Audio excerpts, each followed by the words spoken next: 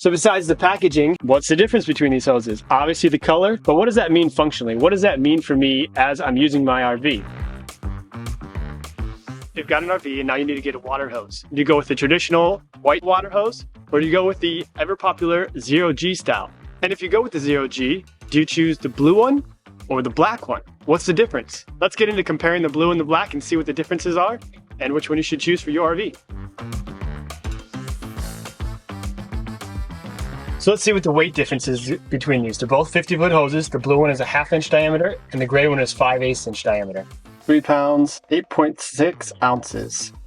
4 pounds, 7 ounces. 5 pounds, 13 ounces. The Zero G hoses have a TrueFlex inner core with a G-Force woven fabric jacket around the outside. The gray ones, which you can find at most home improvement stores, come in a 5/8 inch diameter. The blue ones come in a 1/2 inch diameter. Now I got a hold of Technor Apex and I asked, what's the difference between the RV marine hose and the garden patio hose that I found at the local big box store? And they said there's no difference, it's just packaging. It's the exact same hose inside. Color is exactly the same. Originally I thought maybe the RV was a deep navy and this was more of a light blue, but we've got them both and they're the exact same color. So if you find the garden patio one or the RV marine one, they're the exact same thing. Just pick up whichever one's cheaper. Now all these Zero G hoses are lead safe, drinking water safe, and manufactured with FDA sanctioned materials.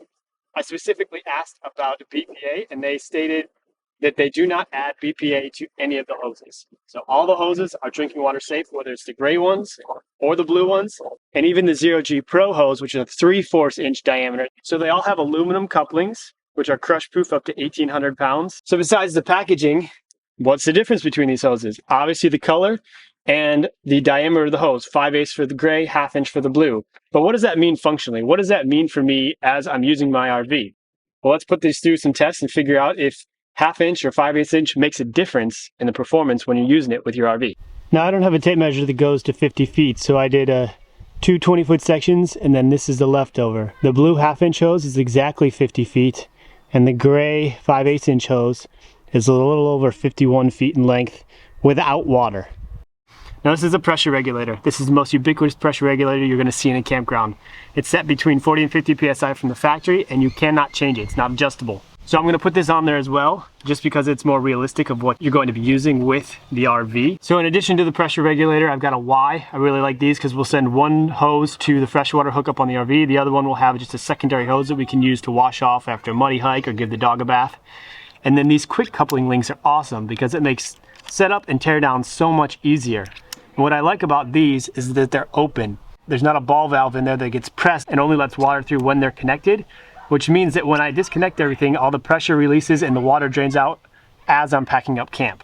And for all the gear in this video, I'll leave links in the description box below so you can go check out examples and prices at current time. So we're gonna start with the 5/8 inch gray hose. We got water flowing through here. Stopwatch ready, see how long it takes to fill up the 5-gallon bucket.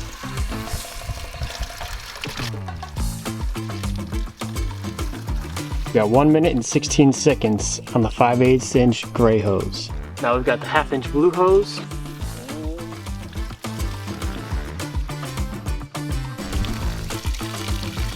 One minute and 21 seconds with the blue 1/2 inch hose. So just for the sake of comparison, I want to try the fill test with a more traditional white drinking water safe hose. This is two 25-foot lengths coupled together. And go.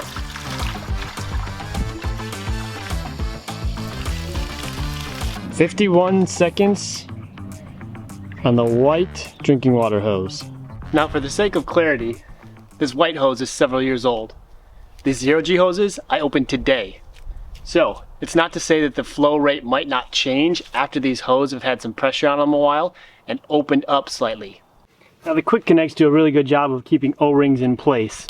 However, it's always a good idea to keep a few extra hose O-rings around, because when one of these breaks or gets lost, you're gonna have a heck of a time making sure that all your connections are tight and not leaking. So stick a few of these in a Ziploc bag and toss them into the bottom of your water storage container. So as far as hooking it up from the spigot to the RV, there's several different mindsets and ways that people do it. One of the common ways is to put the pressure regulator and the water filter just off the RV, and then the hose from the spigot into those. The idea being that the filter filters out everything and all the stale water that was sitting in a hose as it comes into your camper. The other way to do it is to put the filter and the pressure regulator on the spigot side so that the whole system stays clean and pressure regulated. That's the way I like to do it. I like to put a little coupler with a spring on it from the spigot. Then we go into the pressure regulator into the filter, then into my hose. And from the hose, it goes up into an elbow. It goes right into the camper.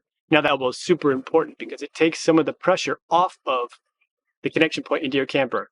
If you've got something sitting out horizontally, perpendicular to the side of the camper, the farther out you go, the more pressure gets put on this point at the camper. So by having that elbow extension on there, we limit the amount of pressure can be put on here because most of the pressure is going down, not out, and using it as a lever. Now the zero-G hoses are not rated for hot water use.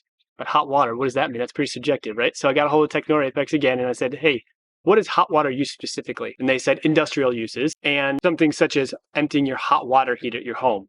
You wouldn't want to use a zero-G hose to do those things. However, they said normal everyday temperatures and the temperatures that a hose would reach sitting out in the sun with water in it are totally safe to use with the zero-G hose. Now, these are the first zero-G hoses that I've ever used, so I can't speak to their long-term durability. I found several reviews of using them for 3 years that the people making the reviews were super happy with the performance and the longevity of the zero-G hoses. They do come with a 5-year warranty, and zero-G says if you've got a problem within the first 90 days, take your sales receipt and go back to the place you bought it. After 90 days, give their customer service a call, and they'll get you fixed up with their 5-year warranty. Now, the zero-G Pro has a 10-year warranty. However, that's a 3/4 inch diameter hose, bright green, and I don't think with the added expense, weight, you really get much for that extra extended warranty, but it is an option. Now, the aluminum couplings at the end of the zero-G hoses have an 1,800 pound crush rate. However, if you do break one or it does start leaking, according to the website, you can put replacement couplings on the zero-G hoses. You would just cut it off and go through attaching it just like you would a normal replacement coupling. Let's talk a little bit about storage of the hoses. You can wrap them up in a bundle like normal, put a bungee cord or a tie wrap around them. I've seen a lot of people use electrical hose reels to wrap up the zero-G hoses because they are so flexible. You could use an H wrap, or you could just stuff them into a 5-gallon bucket. That's the method I like because if there's any water left in any of the parts and pieces, it's contained in the 5-gallon bucket. It doesn't get all over the inside of my RV storage compartment. So practically speaking, what's the difference between the blue zero-G and the black zero-G? Well, about seconds, 1 pound, and a color. That's about it. So ultimately, it comes down to personal preference. A lot of folks like using the blue one for drinking water only. Never touches anything but drinking water. And they'll go ahead and grab a black one to use for a black tank flush or just an extra hose to have around camp for washing things off, not connected to the camper.